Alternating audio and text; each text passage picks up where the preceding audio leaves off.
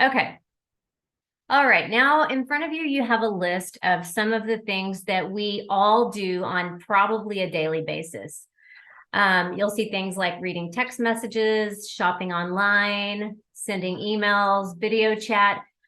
All of these things make up a big part of our lives these days.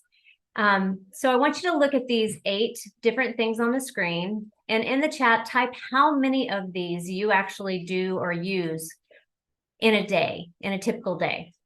And just type that number in the chat.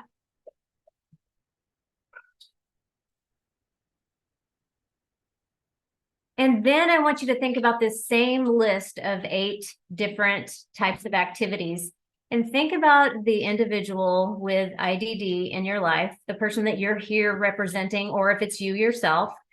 How many of these things does that individual typically do in a day?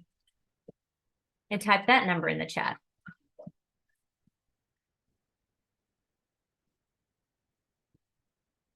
So if you look at those numbers in the chat, you'll see that there's probably not a huge difference between the number of things that you use in a day and the number of things that they use in a typical day.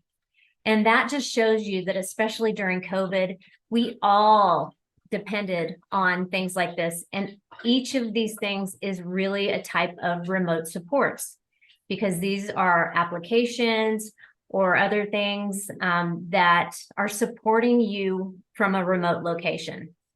So when we're talking about remote supports tonight, just keep that in mind, that it's really not that much different than having a FaceTime chat or what we're doing right now well, we're not in Teams, but any type of remote meeting or anything like that is a type of remote support. Okay, now as we go through the presentation, I want you to think about the person that you are here representing, or if that is yourself. Are you or that person living your best, most independent life? So keep that in mind, because our goal with remote supports is to make that person's life a little bit better and let them enjoy things a little bit more independently. So keep that person in mind as we go through the rest of the slides. So remote support's main goal is to connect people with support when they need it, keeping their privacy intact, and when they want it. So it's not something, let's think about in-home supports for just a minute. In-home supports, you usually have someone scheduled to come into the home and help support an individual with daily tasks and things like that. With remote supports, you get to decide, or they get to decide, when they want it, how they want to use it, if they want remote supports to check in on them, or if they want to have complete control and reach out to remote supports when they want it. So the 5 main elements of remote supports are here on the screen. The center of everything, of course, is the individual who we're all supporting. And we say that we take a person-centered approach. You've probably heard that term before, because it's a very important term, especially in this industry. But that just means that the person is making their own decisions, they're making their own choices, and we are all there to support those decisions and choices. The second component of remote supports is the remote support staff. So we have several support centers in the country, and we have staff at those centers that are available 24/7 for any reason at any time. So if someone just wants to call and chat, that's okay. 2 o'clock in the morning, someone is upset by a thunderstorm, that's okay, they can call us. Or we can make scheduled calls to that individual. So let's say someone has a brand new part-time job and they want to make certain that they're up on their work days, that they've brushed their teeth, that they're prepared for the day, that they've had a really good hearty breakfast. So we could call them on those days and just talk to them about their morning and make sure in a very friendly way that they have accomplished all of their tasks to prepare for the day. Any questions about that? So that's kind of remote supports in a nutshell. You have a tablet, you press one button, you can talk to a staff member instead of the staff member being in your home. The second or the third component rather is we have reports that we can allow access for the case manager, mom, dad, anyone on the support team that wants to see reports about what was talked about with remote supports. Did they answer their calls? Did we call in a timely manner? All of those things you will have access to, or the person that we're supporting will tell us who has access to those reports. And those are available on a weekly basis. So if you're working with, let's say, a behavioral therapist, we could share those reports with the behavioral therapist with permission, of course, so that they can help maybe curb some late night behaviors, or we can collectively figure out, why is this individual so tired during the day? Well, from the reports, if they have motion sensors in their home, we can tell that they've been up all night, wandering around the house. So we'll get back to reports a little bit later. The next component is sensors. So sensors are things that are running discreetly in the background. So this is not something that the individual has to interact with. We might have motion sensors that are up high on the wall that are tracking movement throughout the home. These are not cameras. They are literally just tracking movement so that we can pull up a report and just like I said, if someone is groggy all day long, we can figure out from the motion sensors, what have they been doing all night long? Have they been up and down? And maybe we need to talk about their sleep patterns. So door sensors, window sensors, stove sensors, sensors that can keep an individual safe and can keep a distant eye on things. So again, not cameras. This is just being shared with the people that the individual has told us that we can share information with. And then last is what we call assistive technologies. And those are things that are basically put in place to help a person accomplish their daily tasks. So that could be and address different issues if they need to. So it could be a video doorbell. If someone if someone tends to open the front door for any individual that knocks, then that could help them to stop, take a pause, and figure out, do I know this person? Do they have on a uniform? Should I open the door? Or it could be something like a pillbox or med dispenser that keeps them on track with their medications without having anyone remind them to take those meds. So all different types of technology can assist them in accomplishing their daily tasks and keeping them safe. Any questions about that so far? I know this is a lot of information, but I'm just going through these very quickly to give you just a really brief overview about all of the different things that we can do. Okay. So we do have one question. I am going to actually have this person speak because I figured that would be the easiest. Yeah, that'd be great. So let me see, Sharon. Okay. All right. Sharon, you can talk now. Thank you. I was just curious to know, with the assistive technologies, who purchases those? Because the individual with disabilities may not be in a position to go out and buy these things. So does remote supports purchase them on behalf of the individual? We do, and that's a very good question. I do have a slide on that much later. But just so everyone knows, everything that we're talking about tonight, everything is covered by the waivers in Maryland. So the IDD waivers. If someone is not on a Medicaid waiver, then it would have to be either private pay, or if we can find an alternative funding source, then that would cover the devices and the supports, then we would do it that way. Does that make sense? Yeah, I just wasn't sure how the individual got these things into their home. Yes. So after we go through the submission process and everything is approved, well, first of all, we do a big group consultation to learn more about the individual and the types of support they need by talking about goals and needs and things like that. After that, we write a proposal, and that includes everything that was discussed, why it would be helpful for the individual, and things like that. And then when we're all in agreement on what would be most helpful, then we submit that to Medicaid for approval through the state, through the waivers. And after that, we have an installation technician who comes into the home, installs everything. Anyone is welcome to be there during the installation.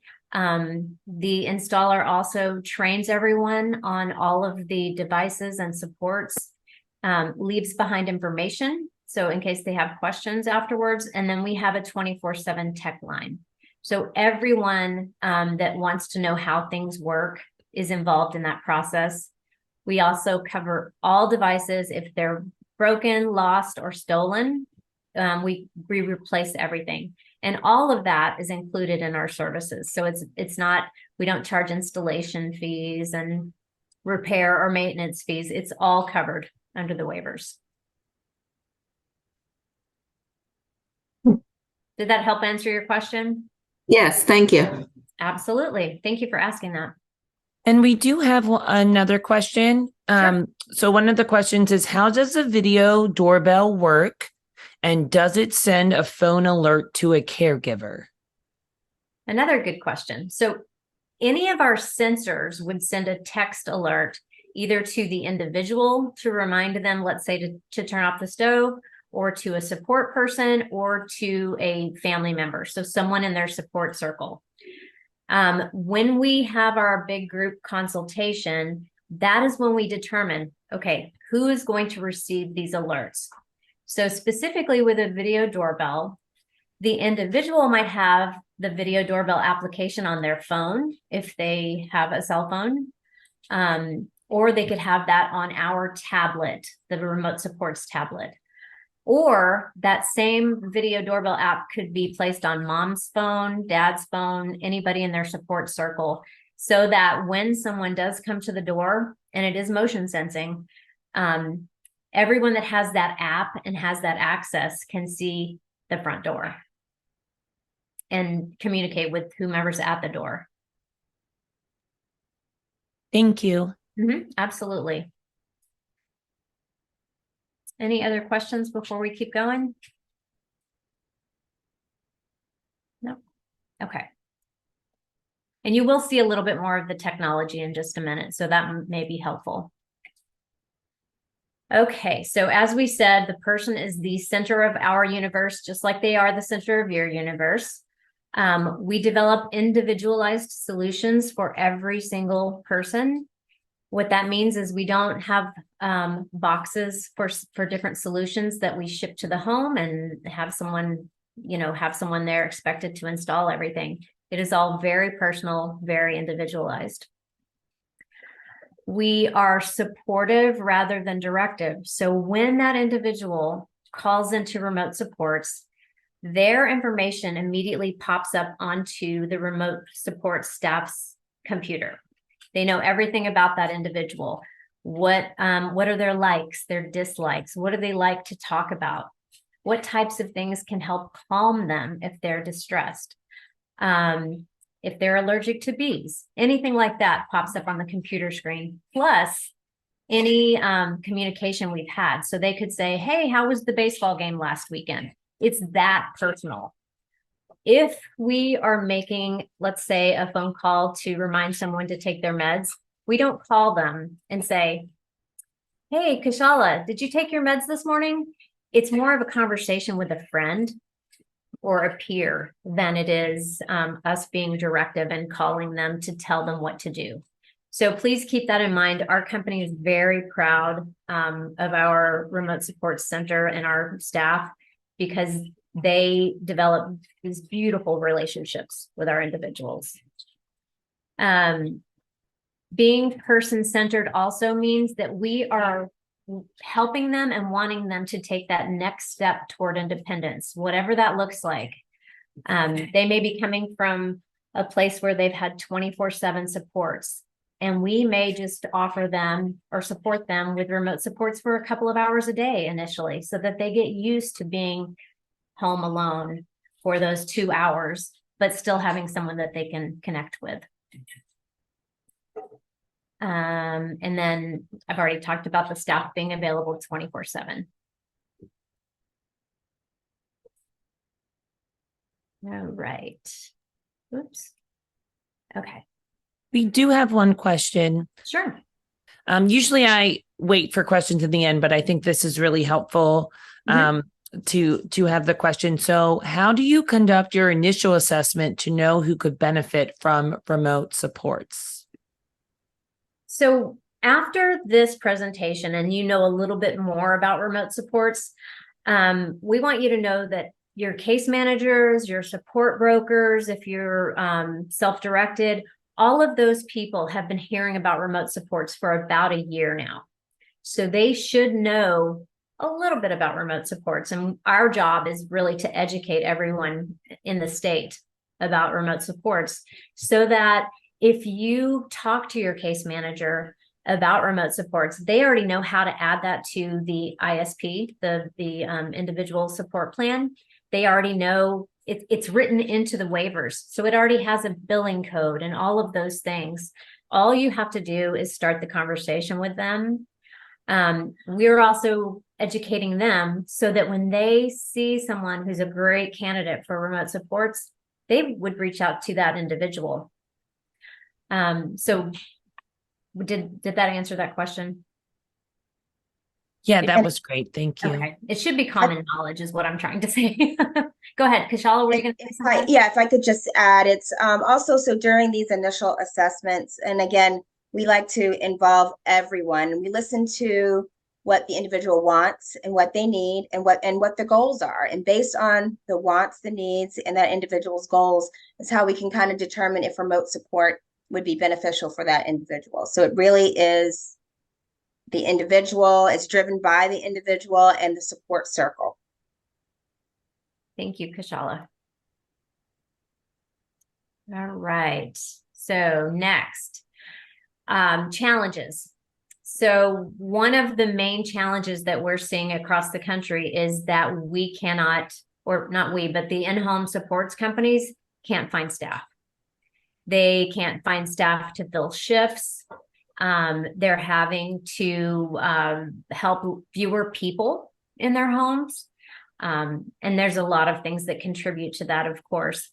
But because of that staffing shortage is why so many states have now added remote supports to their waivers. Because remote supports, we have staff, yes, and it's 24/7, but it's accessible staff. It's not there in the home. So we're not having to send someone to the home. Now, if someone needs hands-on support, then absolutely we could have in their plan that if we're communicating with them and they need something and they need someone to be at the home, we know who to call to send to the house. But we can also work hand in hand with the in-home support staff. So we can fill shifts. Let's say they haven't been able to find someone for the overnight shift for Emma. Emma is here on the screen. Then they could have remote supports overnight and just know that they can reach out for anything all night long to us instead of having a support person on the couch. So let's see, I'm going to keep going. So that's one of the big problems that are challenges that we're facing today in this industry. The next challenge is that as a parent or as a caregiver, we want to do everything for our individual or our child, right? I mean, that's just being a parent. But that can also turn into over supporting someone. And what that means is that we're not giving them a chance to try things.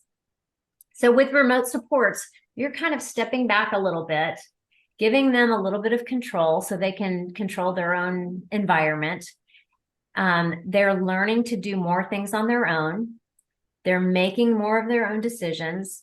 And when we are trying new things, sometimes it's successful and sometimes it's a failure. But either way, we're still learning and we're still in control, and it still makes us feel good that we've tried that. We're also, because we're giving them control, they're experiencing more autonomy. So they're learning to do things by themselves and accept the challenges that are coming their way. And that is building more self-determination. So we are, in essence, empowering them to live their own lives, to be more independent and to grow. Okay, and then I have the definition of empowerment down there: the process of becoming stronger and more confident, especially in controlling one's life and one's rights. So I feel like that's a very powerful term associated with remote supports. Okay. We're going to actually, I was going to do this interactive, I was going to use a slide called Slido, or a tool called Slido, but because I'm having issues tonight with the presentation, we're not going to do this interactive portion. What I do want to do is just ask you, oh, it is working. It looks like it's working. Let's try it. Okay, so everyone, please get out your cell phone and scan this QR code. And let's see if this works. So once you scan the code and then you click on the little URL that comes up on your phone, on your camera, take a picture of it, and then it should take you to slido.com, where it asks you a question and you type in the answer. And Kashala, you can tell me if it's actually working.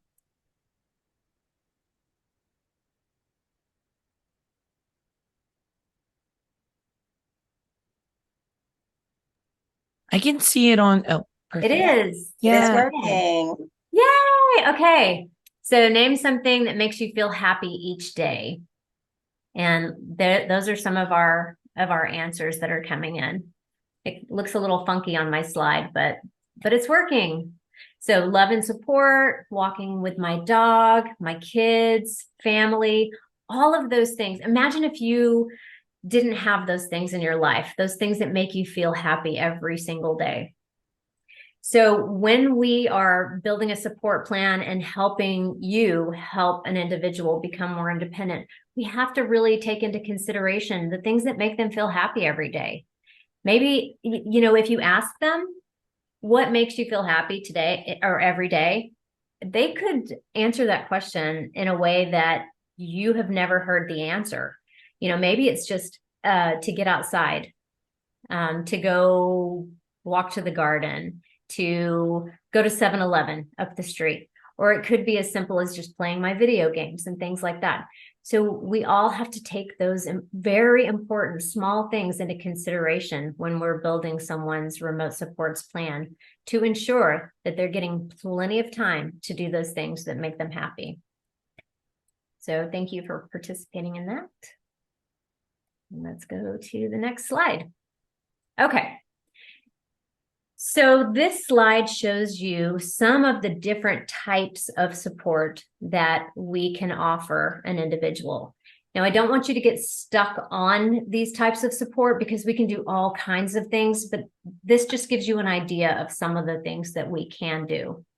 So we talked about overnight supports, having just that tablet with one button on it to push if they need anything overnight, instead of having someone in their home. We have medication management support. It can be a pill box. It can be us calling to remind someone to take their meds. We have seizure management. So seizure detection wristband, a seizure pad for the bed, maybe motion sensors, because motion sensors can detect if there's a sudden gap or stop in motion in a room, and that could mean that someone has fallen or is having a seizure. Visitor safety, we could use a video doorbell, and we could also have remote supports tied to that doorbell. So if someone's at the door, remote supports can call the individual and talk them through. Like I said a minute ago, do you know this person? Do they have on a uniform? Are they delivering a package? things like that to help them to learn a little bit more about visitor safety. So all kinds of different types of support. And again, these are not boxed devices for each type of support. This is very individualized for every single person. Okay. And another important thing that I want to mention is that independence, we talk about independence all the time and creating more independence. Independence looks so different to every single person. Whether your individual is still living with family, whether they're already out living with a roommate, or whether a person is living completely by themselves, independence in each of those scenarios looks different. So if you have someone who is transitioning out of high school, let's say, we want to implement our supports while they're still living with family so that they get to know how everything works. They feel comfortable with technology, and they're learning already that they don't always have to ask mom or dad or whomever they're living with for help, that they can reach out to other people and trust other people. If someone's living with a roommate, independence might be that they have a goal of not having a roommate next year. And then if someone's already living by themselves, then independence could just mean that they have less in-home supports, or maybe they want to go off to college and live in a dorm. So just keep in mind that independence means something different to everyone. Come on, slide. Okay. So one more video to watch. This is actually, her name is Emma. She lives in Northern Virginia, and she was one of our first individuals to come on service in Northern Virginia. She lives in a congregate, well, no, I can't say it like that.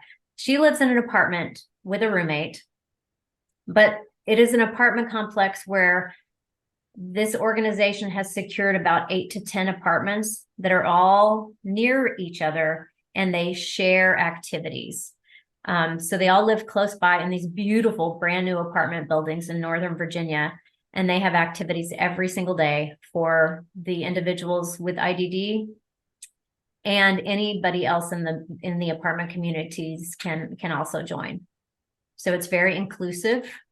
They do group activities. I think it's almost every day, but this is Emma, and this is her mother telling the story, because Emma her mother says she's an unreliable speaker. So she's fairly nonverbal. So this is Emma's mom telling her story.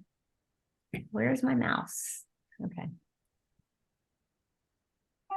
Emma is a 24-year-old autistic. She has a seizure disorder, and she is what we refer to as unreliable speaker. I asked her if she could ever see herself living in her own apartment, and she said, yes, that's absolutely what I want for my life. And fortunately, early in that journey, we came across our friends at Safe and Home. The main thing we're using our Safe and Home tablet for now is for check-ins. We have to have a way to be able to check on her. She has to be able to reach out to us. Emma and her friends should be able to go out for a walk by themselves. But with all of them wearing the device, we know if anything goes wrong, we could always find them with the GPS system. I mean, we cannot fake the joy that she's experiencing in her life. I mean, she is living a self-determined life. This is what she wants, and she's doing it, and we could not be prouder. Okay. Oops, sorry about that. So I wanted to say a couple of more things about Emma. She and her, some of the people in her apartment complex, they wear one of our wearable devices called a GeoComm.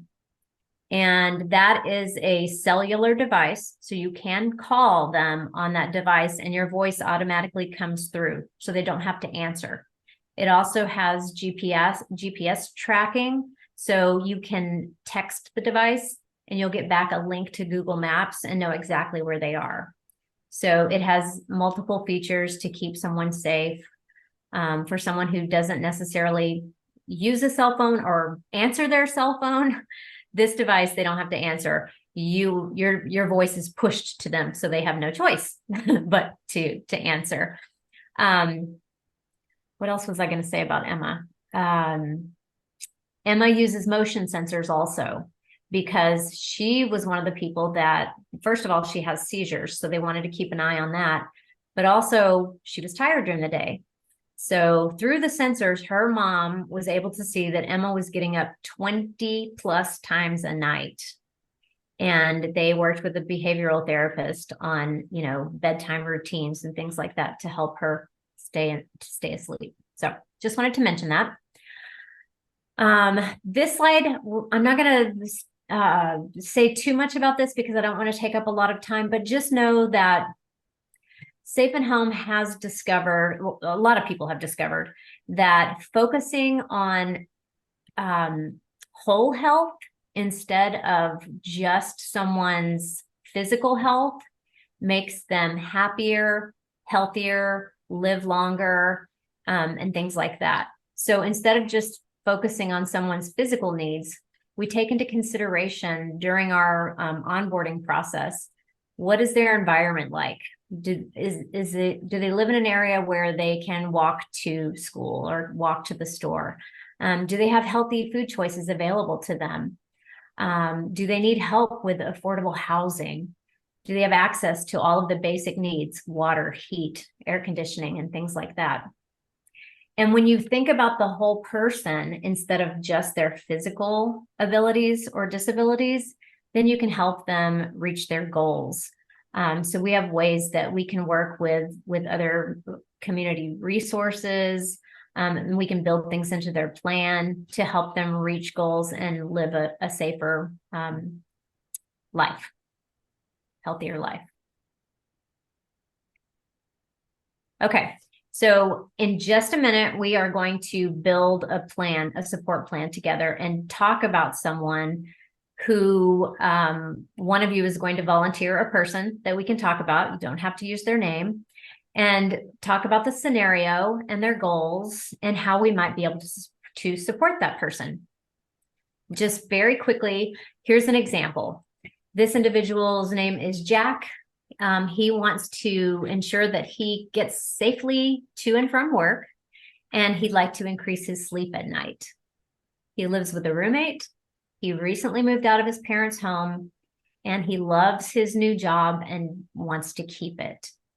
So with Jack, those are the types of things that we're finding out about him. What are his goals? What are his needs? What is his living situation? And how can we help support him? So for someone like Jack, he uses assistive technology to unobtrusively, so very discreetly, notify his parents when he is left for work and when he arrives back home. So that could be a door sensor on his front door that is programmed to send a text to mom or dad between the hours of, let's say, 8 and 8:30 a.m. They would get a text in that time frame from the door sensor so that they know he's off to work. It's going to be a great day. That way they don't have to call him and say, have you left for work yet? Don't forget, you have to work today, and things like that. And that is giving him that self-determination and autonomy that he craves and wants. But it also lets mom and dad know that it's going to be okay. He's left on time. Also, he has a behavioral therapist who reviews his reports for nighttime activity, like we talked about with Emma, just to see, what is he up to at night and what can we do to get him to bed a little bit earlier. And then also remote supports reminds him to clock in and out. To clock in at work and turn off electronics at night. So the two ways that remote supports is supporting him is, number one, through the wearable device. We call him during his work days and remind him to clock in at work because he forgets that all the time. And he has asked us to do that. And then we also call him at night. I call it a tuck-in call, just to remind him that it's time to go to bed, time to turn off the electronics. So that's just an example to get everyone thinking about the types of scenarios that we can address. And then I am going to skip past Deborah because I would like to get to building a solution with all of you. So while we do this, we'll ask for a volunteer, maybe two, to tell us a little bit about the individual that you have in mind that might be a great candidate for remote supports. And we will talk about what's important to them and then what's important for them. And then Kashala and I might make a few recommendations just off the cuff about what we could do to help support them. Okay. So if someone doesn't mind participating, if you can raise your hand. Okay, okay, perfect. Do we have lots of hands? We have one hand, but That's okay. One is good. okay. It's Sharon again, who we talked to earlier. Okay, great. Hi, Sharon. Hello. So I have a son, 38 years old, lives with a roommate who is also a person with disabilities. Both of them are IDD, but my son also has a seizure disorder and CP. Okay.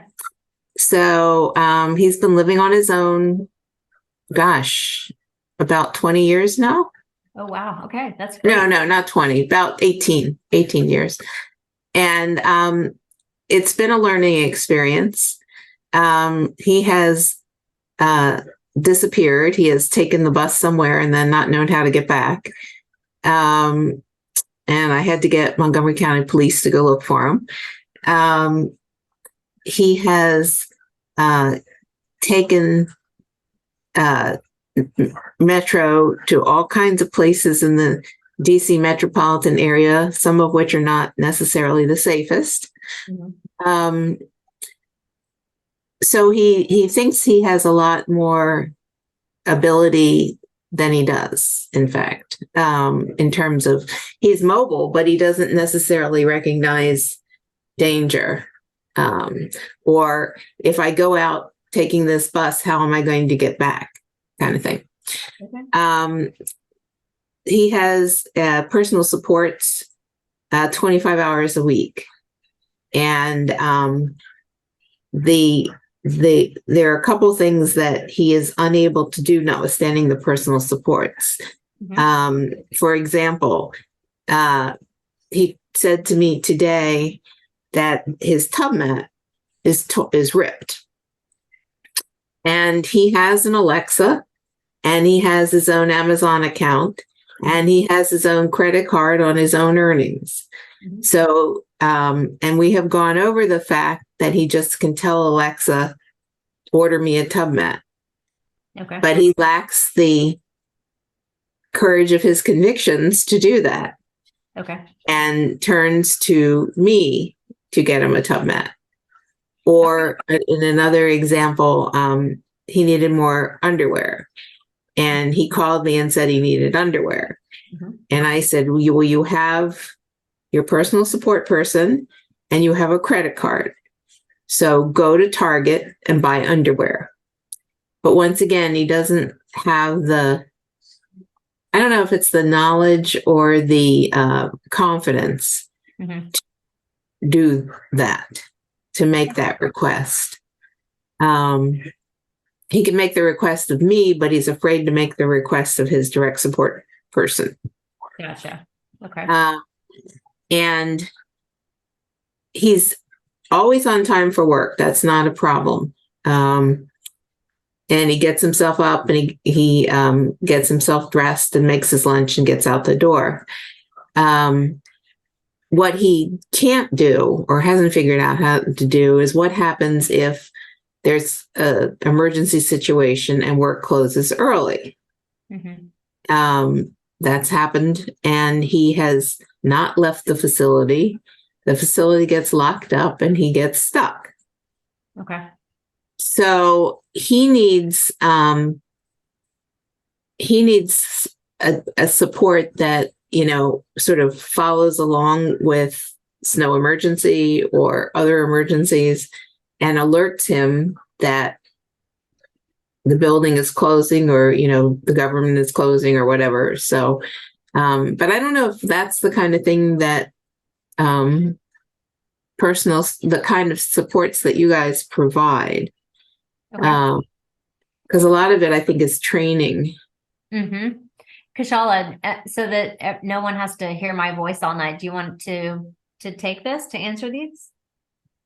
Sure. I was jotting down some notes while you were speaking. So thank you for providing us with that information. So that's a perfect example of and how we kind of assess individuals, right? We have conversations with family members to determine, the best ways for us to support them. So for your son, so there's a few things. There's a few things that you mentioned that I'd like to address. One of the big ones was you talked about the fact that he has disappeared, that he has taken buses and not knowing how to get home, right? He's visited many different areas. So with that, one thing I would suggest is the GeoCom that we talked about, that Andrea talked about. And that's the little device that he would take with him or wear around his neck. And that way, if he were ever to get lost, if you didn't know where he was, you could text the device. It has a GPS tracking system. You would know exactly where he was. If he carried a cell phone and you couldn't reach him and he didn't pick up, you could call the device. It would automatically answer. That way you could tell him to, either stay where he is or help direct him to maybe what bus to take or how to get home. So that's one way to kind of keep him safe and to make sure that, he does understand how to get back home. And also, Go ahead. real quick, remote supports can also take those calls. So we could be the person, it has a little red SOS button. If he pushes that button, it could call remote supports and we can actually pull up directions on the remote supports computer screen and help direct him where to go, what to do, who to call, things like that. So I just wanted Does to it have to be charged? It does. It does have to be. It does have to be Yes. charged. It holds a charge for I think it's 3 days. I think Oh, it holds okay. a charge for about 3 days. So, we suggest that, it becomes a routine. We're charging the device every night. And that's something that remote support can also do as a reminder. They could, call into the GeoCom device or to the tablet and say, hey, let's make sure you put that on the nightstand and charge it before you go to bed. Yeah, So that's a very good idea because he has a cell phone, but okay. the cell phone isn't always charged. Mhm. So I have installed an Amazon Echo, an Amazon Show in his apartment and in my kitchen. So I can do a drop in Mhm. his apartment if he's not answering his phone. Mhm. But I can't do that when he's on the road. Exactly. And now we could do the drop-ins because remote supports could also call him we can call individuals on their cell phone. We can do text check-ins. We can call them on their GeoCom to do the check-ins, whatever means we need. And if they don't answer their cell phone, we could have in our plan a contingency plan or a call tree that tells us what to do. If he's not answering his phone, then we need to try the blank. If he doesn't answer that, then we need to call mom or, things like that. So go ahead. I'm sorry. Absolutely. And also even with that GeoCom device, it has, a call tree programmed into it. So if he were to press the button on the front, that little red button, it calls the individuals, in order. So you can program up to 7 different phone numbers in that device. He presses the button, it'll call the first number. If that person does not answer, it then rolls to the next number. It'll continue to do that until someone answers.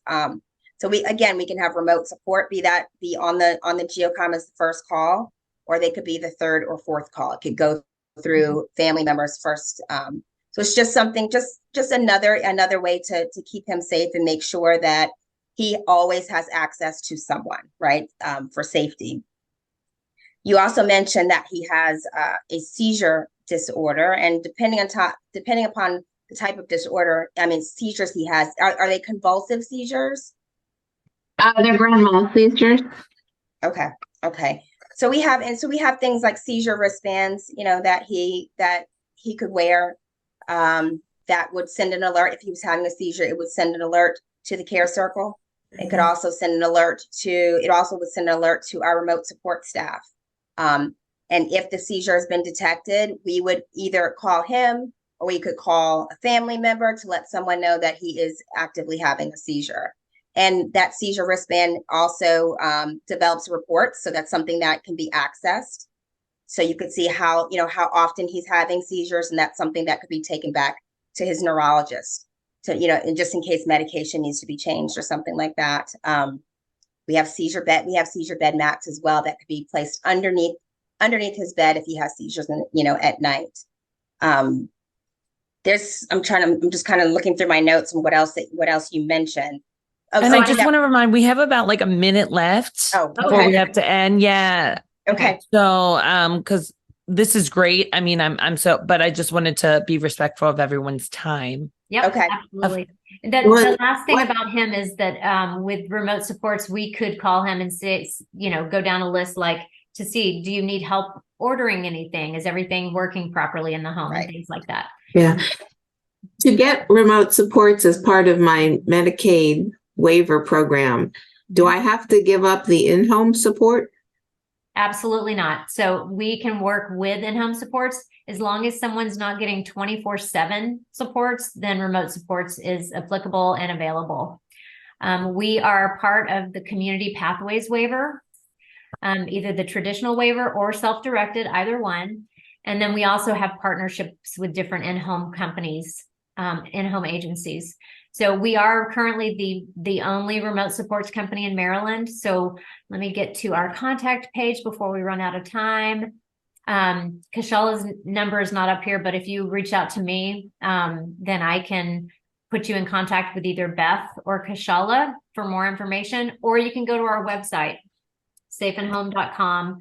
And I believe there's an online form that you can fill out for more information.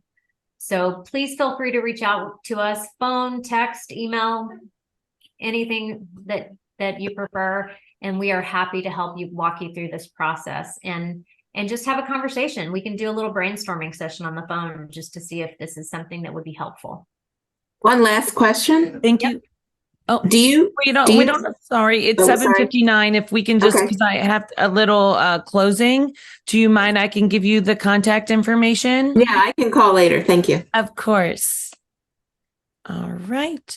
So thank you, Safe and Home. Please join us on Wednesday, November 29th from 7 to 8 to learn more about SSI and medical assistance. This webinar will be presented by Michael Dalto, High Note Consulting LLC. Sign language interpretation and Spanish interpretation will be provided. Thank you and hope to see everyone in November. Thank you so much. It was really great.